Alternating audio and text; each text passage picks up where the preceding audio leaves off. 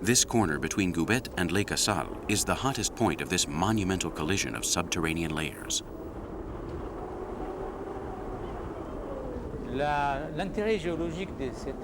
The geological interest of this region reaches far back in time. The first time that Teilhard de Chardin passed through here in 1939, he said that this region belonged to a continental drift area, and that the theory of the separation of the continents could be demonstrated here.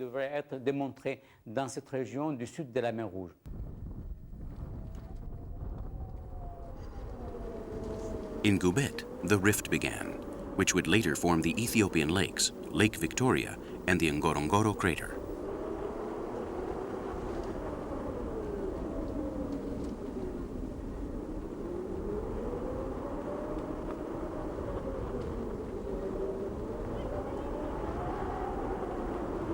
This fault arose over 1 million years ago, but its last eruption dates back to 1978.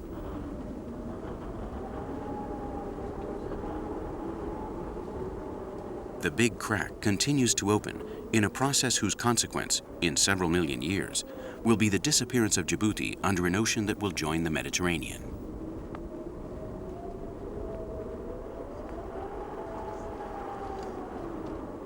This activity releases energy and creates volcanic crises that provoke the regular appearance of red patches throughout Goubet.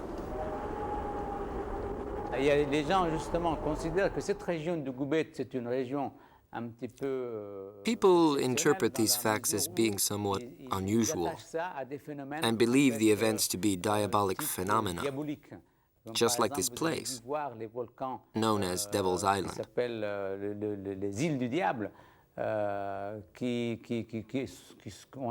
Well, it is simply that these islands emerged after underwater volcanic eruptions, like those that we have talked about. All these things brought about the idea that the devil appeared in these places. But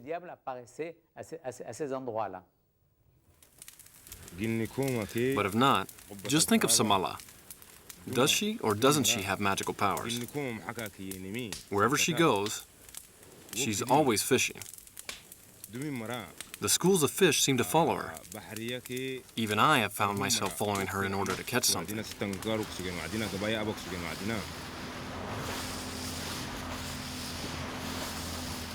Among the numerous living legends that travel around the Gulf of Tajura, one of the most surprising ones turns Samala into a kind of goddess of the waters.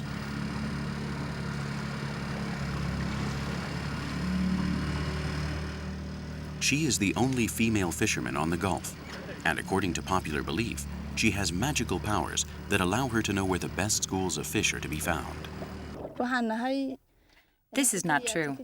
I fish like everyone else. There are days when I don't catch anything, and there are other days when I make up for it by catching a lot, just like everyone else. No more and no less. The truth of the matter is that this is a job for men, and they don't like to see me fishing, which is why they say that I have magical powers, like an excuse to treat me in a different way.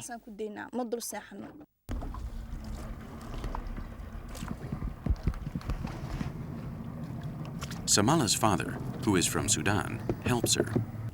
He was born in the capital and for many years belonged to the Sufi Brotherhood of Khartoum. The Sufis represent the most mystical side of Islam. Through the study of breathing, dance, and the knowledge of secret magical formulas, the Sufis reach ecstasy and hope to come in contact with God. Maybe it's not Samala, but her father who attracts the fish.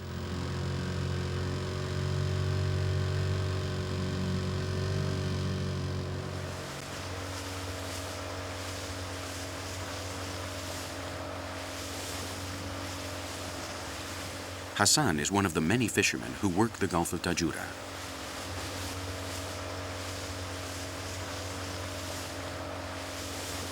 His family has also been dedicated to fishing, especially shellfish, for so many generations that he cannot remember. His father and grandfather were pearl hunters.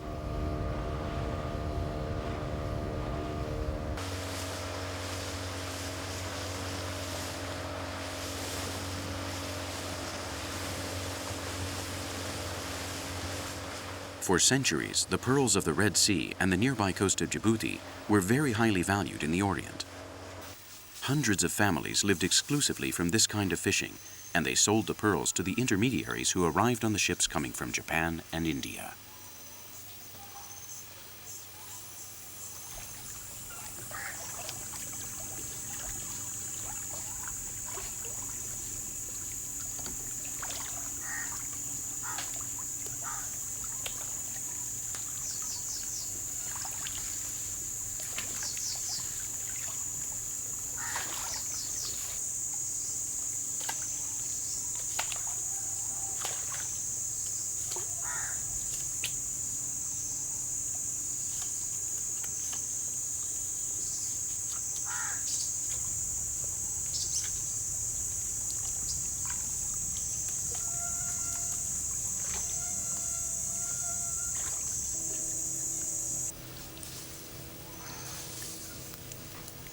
A few years ago, the government granted a monopoly for the cultivation of pearls to a French company, and the fishermen were forced to be retrained.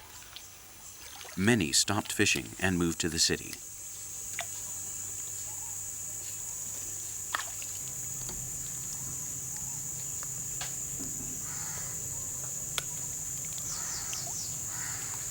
Others, like Hassan, started to catch lobsters, which they sell to the hotel complexes on the breathtaking beaches of Djibouti.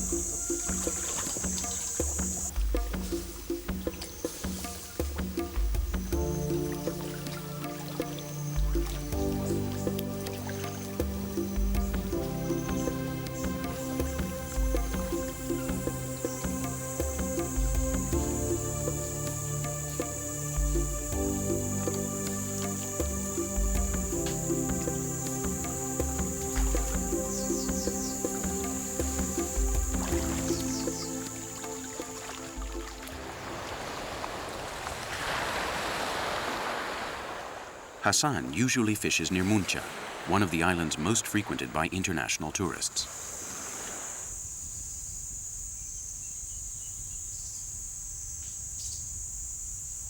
Before, these islands were a refuge for pirates and smugglers.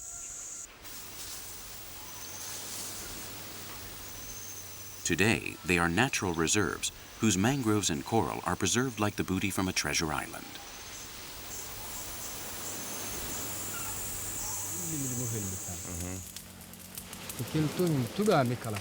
I don't really enjoy this. I do it for the money. I left the desert in order to be able to pay for my children's education. And if Ibrahim stops coming, I think I will go back to tending animals and to selling salt.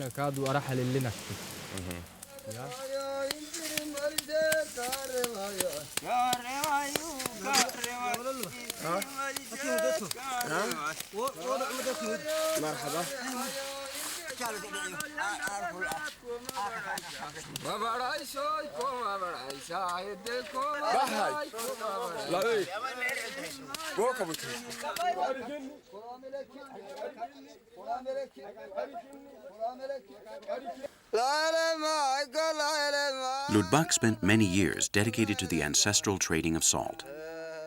He was the first member of his family, after many generations, to leave the desert and migrate to the city.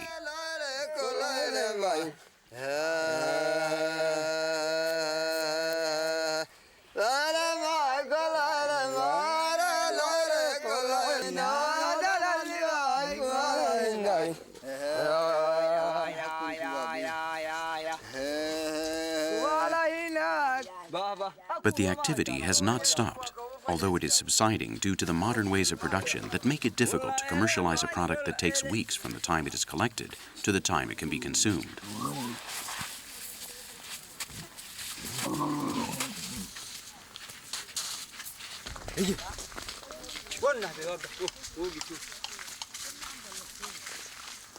Fortunately, the salt from Lake Assal is a refined salt that can be used without any special kind of production process.